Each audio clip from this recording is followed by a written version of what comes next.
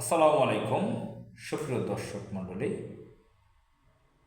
দৈনিক প্রথম আলো এবং ডেইলি স্টার তাদের একটি ম্যাগাজিনও ছিল, মাসিক ম্যাগাজিন, সাপ্তাহিক ম্যাগাজিন 2000, যেটা বন্ধ হয়ে গেছে।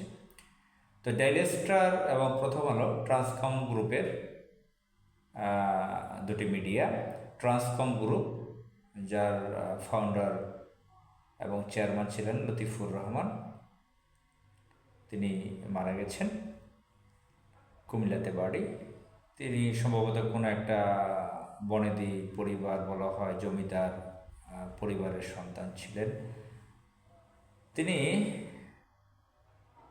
বাংলাদেশের অনেক শত্রু দেশের সাথে তার অত্যন্ত গভীর সম্পর্ক ছিল। বাংলাদেশের বিভিন্ন শত্রু দেশ যারা ইসলামকে সহ্য করতে পারে না, তাদের দেশের সাথে তার ব্যবসা বাণিজ্য এবং মিত্রতা ছিল, এবং তিনি তার প্রতিষ্ঠানগুলো সেভাবে গড়ে তুলেছিলেন। তার মিডিয়াগুলো, দৈনিক প্রথম আলো 1998 সালে প্রতিষ্ঠিত হয়, 1991 সালে রেল স্টার প্রতিষ্ঠিত হয়।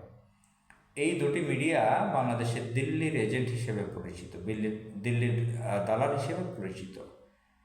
এই দুটি মিডিয়ার জন্য তারা দিল্লির রিপ্রেজেন্টেটিভ। তারা সবসময় ভারতকে সাফাই গায়, ভারতের পক্ষে লিখে, এবং বাংলাদেশের ইসলামিস্টদের বিরুদ্ধে সবসময় প্রোপাগান্ডা ছড়ায়। এটা নিয়ে কম বেশি কিছুদিন পর পর বাংলাদেশের নিয়ে আলোচনা আছে, সমালোচনা আছে।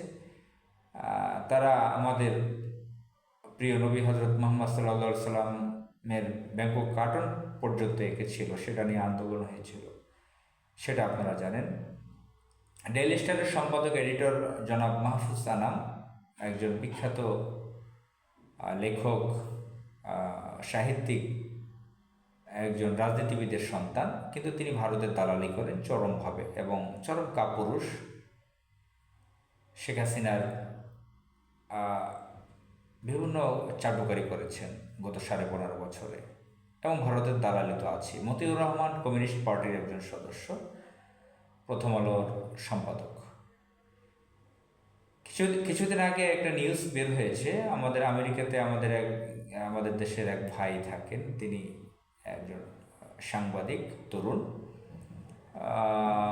আমার থেকে কিছু ছোট হবে বয়সে। তিনি অত্যন্ত নাম করা এবং প্রভাবশালী একজন সাংবাদিক। বাংলাদেশের মানুষের জন্য তিনি অনেক কল্যাণকর কাজ করেন, মিডিয়ার কাজগুলো করেন, অনেক তথ্য তুলে ধরেন, অনুসন্ধানী তথ্য। তো তিনি তুলে ধরেছেন প্রথম আলোর অফিসে বসেই কীভাবে জঙ্গি 15.5 বছর শেখ হাসিনা সরকারের যে পুলিশ র্যাব ছিল, তারা কীভাবে জঙ্গি নাটক করত, বিভিন্ন ভালো ভালো মানুষকে ধরে নির্বিচারে মেরে ফেলত, জঙ্গি নাটক করত, রাজনৈতিক বিভিন্ন ইস্যু চেঞ্জ করে দিত, সেগুলো দেখিয়ে। তো জঙ্গি নাটকগুলো কিভাবে হবে, কোথায় হবে, সেগুলো নিয়ে প্রথম আলোতেই নাকি সব কিছু সিদ্ধান্ত হতো। তো সেগুলো আপনারা দেখেছেন, সেগুলো অনলাইনে ঘাটলে, ইউটিউবে আপনারা সার্চ করলে পাবেন। তো যাই হোক, প্রথম আলো হেফাজতের বিরুদ্ধে, হেফাজত ইসলাম নামে যে লক্ষ লক্ষ ইসলামিস্টরা আছে, তাদের বিরুদ্ধে অনেক প্রোপাগান্ডা ছড়িয়েছে। জামাত ইসলামের বিরুদ্ধে, শিবিরের বিরুদ্ধে, বিভিন্ন ইসলামিক দল, ইসলামিক আদর্শের বিরুদ্ধে প্রথম আলো ডেইলি স্টার সবসময় প্রোপাগান্ডা ছাড়ে। তো এই প্রথম আলোর অফিসের সামনে, তাদের তো নিজস্ব কোনো ভবন নাই, ওয়াসা ভবন,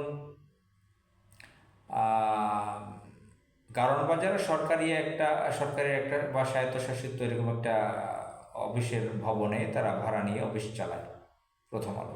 সেই অফিসের সামনে কিছু ইসলামিস্টরা তারা বিক্ষোভ করেছে, তারা গরু জবাই করেছে, যে প্রথম আলোর জিয়াফত, তার মৃত্যু হয়েছে, তার জিয়াফত আমরা খাচ্ছি।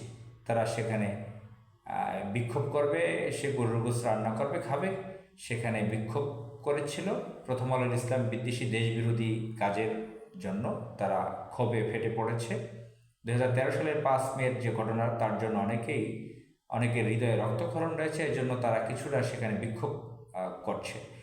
এই বিক্ষোভের উপরে বর্তমানে পুলিশ টিয়ারশেল ছুড়েছে, সাউন্ড গ্রেনেড মেরেছে, যেটা দৈনিক মানবজমিনে আমি সার্চ করে দেখলাম এবং অন্যান্য মিডিয়াতে আসতে পারে, আমি দৈনিক মানবজমিনে দেখেছি। এবং সামাজিক যোগাযোগ মাধ্যমে অনেকে ছবি টবি দিচ্ছে, সেটার অনেক সময় ভিত্তি থাকে না। আহ, তো এই জন্য আমি দৈনিক দৈনিক মানবজমিনের রেফারেন্সটা উল্লেখ করলাম। তো আমার কথা হচ্ছে, অন্তর্বর্তীকালীন সরকারের সময়ে পুলিশ এই সাহসটা পায় কীভাবে? যখন মগবাজারে দৈনিক সংগ্রামের সম্পাদক বর্ষিয়ান একজন ব্যক্তি, বাংলাদেশের অত্যন্ত প্রভাবশালী নামকরা একজন সাংবাদিক, বুদ্ধিজীবী, লেখক, কবি, সাহিত্যিক আবুল হাসান, অনেক বয়স্ক একজন ব্যক্তি, প্রবীণ ব্যক্তি, ভদ্রলোক, তাকে টেনে হিস্ট্রে নামিয়ে চরম অপমান অপদস্থ করেছে আওয়ামী সন্ত্রাসীরা। সেই দৃশ্য সারা বিশ্ব দেখেছে। দৈনিক আমার দেশ পত্রিকার সম্পাদক জনাব মাহমুদুর রহমান, তার উপরে হামলা আক্রমণ হয়েছে অনেকবার। তখন এই পুলিশ কোথায় ছিল? অথচ প্রথম আলোর সামনে একটা বিক্ষোভ হচ্ছে গণতান্ত্রিক ধাঁচের উপরে, যেটা যে কোনো দেশে আইন আছে এই ধরনের প্রতিবাদ করার। সেখানে পুলিশ টিয়ারশেল, সাউন্ড গ্রেনেড মারে কোন সাহসে? এই পুলিশ কারা? তাদেরকে চাকরিচ্যুত করে, গ্রেফতার করে বিচারের আওতায় আনা হোক বিশেষ ট্রাইব্যুনালে। আসসালামু আলাইকুম।